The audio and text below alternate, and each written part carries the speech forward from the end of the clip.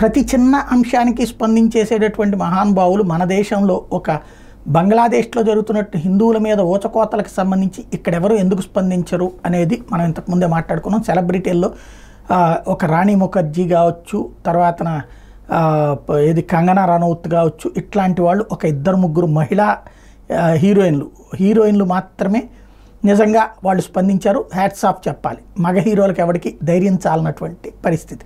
తెలుగు అయినా తమిళమైనా వీళ్ళందరికీ కూడా మరీ ఇంత దిగజారిపోతారు అనుకోలేదు. అదే సందర్భంలో కోల్కతాలో జరిగినటువంటి డాక్టర్ హత్య విషయంలో రామ్ చరణ్ గారి భార్య స్పందించింది, చిరంజీవి గారి కోడలు స్పందించింది, చక్కగా బాధ్యతాయుతంగా స్పందించింది.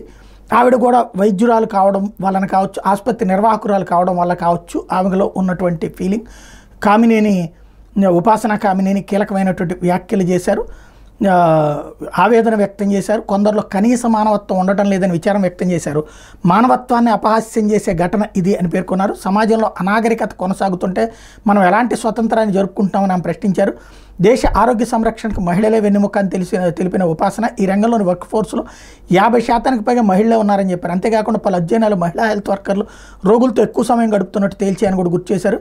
మహిళలు మన హెల్త్ రంగానికి చాలా అవసరం అని పేర్కొన్నారు. అందుకే ఎక్కువ మంది మహిళలను వర్క్ ఫోర్స్లోకి, అందులోనూ హెల్త్ కేర్ విభాగంలోకి తీసుకురావడం తన లక్ష్యమని కూడా ప్రకటించారు.